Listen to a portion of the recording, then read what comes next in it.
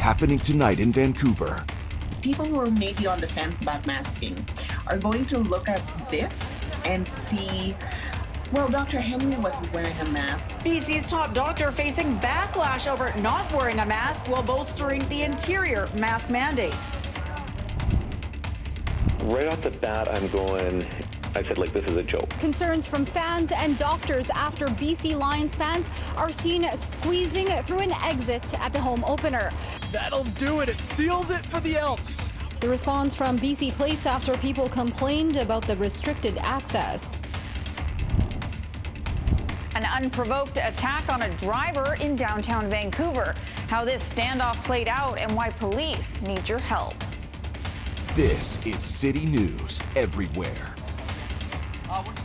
Conservation officers are now involved after a woman's body was found in a Pitt Meadows field. The body was discovered in a blueberry farm field last Sunday along Old Dudney Trunk Road near McKinney Road. Now, the BC Conservation Office says her death may have been caused by a black bear. The office says people should be taking precautions when in areas frequented by wild animals and should report any black bear encounters or any aggressive behavior they witness. Right off the bat, I said, this is a joke. One fan says he didn't feel safe at the BC Lions home opener after being squeezed through an exit after the game was over. And that has BC Place changing its game day plans after admitting fans were congested in some areas. We're at BC Place hosting a CFL game for the first time. A season ticket holder who wanted to remain anonymous told City News he was shoulder to shoulder with people on his way out, and it looked like only one gate was open. If there was more fans in there, they would have to open up more exits. They did not have anyone directing people on the concourse and making sure people were socially distanced. And it's hard when when you got 12,000 fans leaving, but I did not feel safe leaving the game. Harris to the end zone, touchdown! A Vancouver doctor speaking for Mask for Canada says the large space and open roof helps provide better ventilation when dealing with an airborne virus. But this image is concerning. I would say that clearly poses risk. When you start going into different areas within the stadiums, for example, washrooms, tunnels, I don't know what the ventilation is like there. You'd have to probably have a professional engineering assessment to really understand what is your ventilation and filtration and other environmental controls that would make it safe. It's been 600 days since I've gone to a good event. The BC Lions recommended masks for fans who are not fully vaccinated, but Dr. Victor Leung says people should wear them in any crowded event. A spokesperson for BC Place did not make themselves available for an interview, but a statement says as many guests exited the building at once at the end of the game, it was congested in certain areas of the venue. Going forward, BC Place will ensure there is access to all of our doors at the end of events. Finally stopped at the 32, and how about the patience? The fan we spoke to says other health measures were great, but he might leave early next time if most gates are closed. I just said to my neighbor who was going to the Whitecaps game on Saturday, I said, he's an older gentleman, take your mask, be careful when you leave. I don't know what it's going to be like. I like to support the CFL. I like to support local sports teams. Would I go back? Probably. In an email to ticket holders, the Whitecaps say 5 gates will be open to enter and exit on Saturday's game. In Vancouver, Crystal Ladaris, City News. There's much ado about masks in BC as the province's top doctor is mandating them in all indoor places in the interior. She's facing criticism for not wearing hers. Social media posts from the BC Lions home opener detail people taking pictures near and with Dr. Henry, all without masks. My emotions just ran the gamut last night. It was like, oh my God, what's she doing? Oh, wait, okay, fine. She's in a private box, just cute there. Okay, that's fine. You know what? Maybe the roof was open. That's fine. But then I saw the lineup for selfies. And people were lining up for selfies with her, and that was this morning, and that was you're getting so close to these people. The selfie thing was a bit disconcerting, to be honest, but they were a distance from me. There was no close contact, and yes, I did ask people if they're vaccinated. Dr. Henry assuring she did wear a mask until in the secure box. Dr. Woloch, who's long pressed for broad mask mandates, says the provincial health officer was not breaking the rules, but it still sets the wrong tone. That tone changing in the interior. With COVID cases still high, restrictions are increasing across the region. Masks will be mandatory in all indoor spaces, personal gatherings only household and 5 others, outdoor personal parties maximum 50, also indoor organized events maximum 50 people, high intensity indoor exercise suspended, and other exercise classes limited attendance. Non-essential travel in or out of the region also discouraged, even if you're fully vaccinated. The move to mandate masks, though, will not be extended elsewhere. I do encourage people to wear masks in indoor public settings when they're around people that they don't know, particularly where we don't know the immunization status. But outdoors is a different story, saying when she attends the Whitecaps' next game, she'll do the same as she did at the Lions. If I'm in an outdoor setting without keeping physical distance from people, that's when a mask is not necessary. And I think we need to be really careful about sending the wrong messages about mask wearing as well. Sending the wrong message is what Dr. Woloch and others who've criticized Dr. Henry are worried about.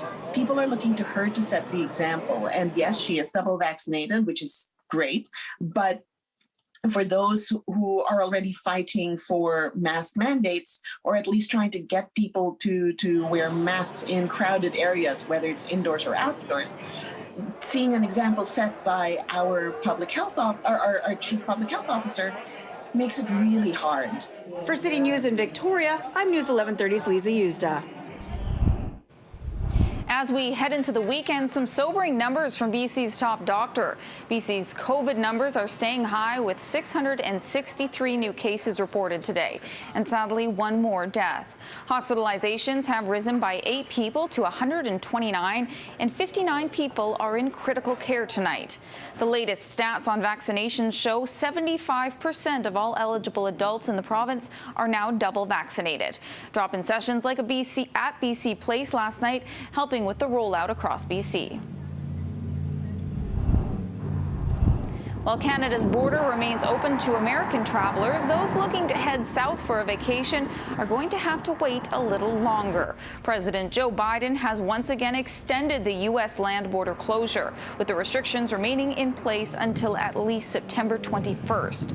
The U.S. Department of Homeland Security cites the Delta variant and rising case counts as the reason for continuing the closure. A new Leger poll shows an overwhelming majority of Canadians want to see vaccine passports implemented across the country. 76% of Canadians outside of Quebec support the move, with 53% saying they are strongly in favor. Quebecers are even more supportive of the policy, one that their government is already rolling out.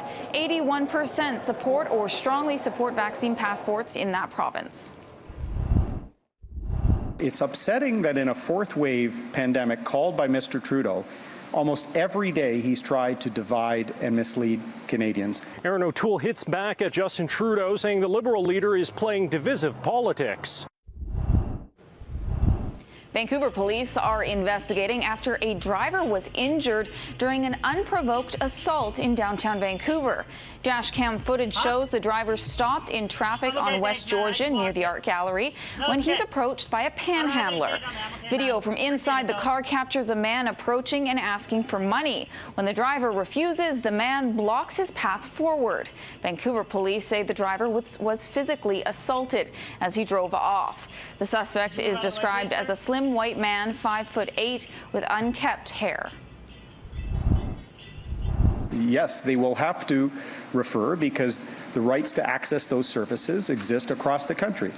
And this is about striking a reasonable balance. We can balance those concerns off, but not deny services. So that will be our approach. And I think Canadians want a reasonable approach. Aaron O'Toole says he wouldn't allow healthcare workers to refuse referrals for treatments that go against their conscience. O'Toole has come under attack from the Liberal Party for part of the Conservative platform concerning conscience rights, something the Liberals say could restrict access to abortions, medically assisted dying, and gender-confirming surgery. It's upsetting that in a fourth wave pandemic called by Mr. Trudeau, almost every day he's tried to divide and mislead Canadians. O'Toole was in Winnipeg promoting his jobs plan, which would see the federal government paying up to half of wages for new hires once the emergency wage subsidy ends. Across town, Justin Trudeau again attacked the Conservative platform as regressive while promising federal paid sick leave. Within the first 100 days of a new mandate, a re-elected Liberal government will introduce 10-day paid sick leave for all federally regulated workers. To announce something in the midst of an election that could have been done 18 months ago is disgusting. The move was blasted by Jagmeet Singh, who called it cynical. The NDP leader was in Cowessess, Saskatchewan, and says he's disgusted the Liberal leader is now announcing a policy that was badly needed during the first three waves, and Trudeau had the votes to pass. Lives were lost because he didn't do it earlier, and particularly because we said clearly we would have supported this 18 months ago. We said we would have passed this. We wanted it. In Ottawa, Shaoli Lee, City News. NDP leader Jagmeet Singh getting emotional on the campaign trail today after being asked if the impact of seeing the grave sites at the former Maryville residential school feels different now that he's an expectant father. Singh emphasized that he didn't want to make the issue about him, instead reiterating his commitment to reconciliation. I don't want it to be about me. That's the important thing.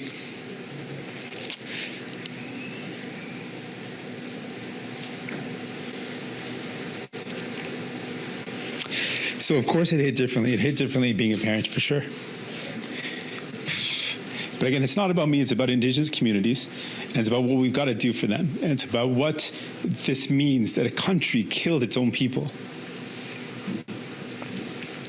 So it's not about me being a parent. It's about Indigenous people being denied justice, being denied dignity. The BC Wildfire Service sharing this photo this evening of an out-of-control wildfire on Vancouver Island that has grown dramatically since first being spotted Thursday afternoon. The Mount Hayes fire near Ladysmith is now 70 hectares, and BC Wildfire Service says the wind and dry conditions are helping fuel the fire. Dozens of ground crews and several helicopters are currently battling the flames. Oh my God, this is very overwhelming. Thank you. An emotional return for residents of Logan Lake near Kamloops on Thursday. The evacuation order was lifted and people had a warm welcome home, greeted by the firefighters who protected their properties. Happy birthday to us. Happy birthday to us. Youth and volunteers gathered at Vancouver City Hall Friday to ask for more to be done to help ease the transition from foster care when they turn 19. At the moment, when teenagers in care turn 19, they age out and lose a lot of the help and support most young people rely on. Volunteers with first-hand experience with foster care say many young people end up in a vulnerable position when they lose their safety net, and they're calling for more government support. Most parents provide some form of support well into a youth's 20s, 30s, often until they finish school. But for many youth here, that was not an option.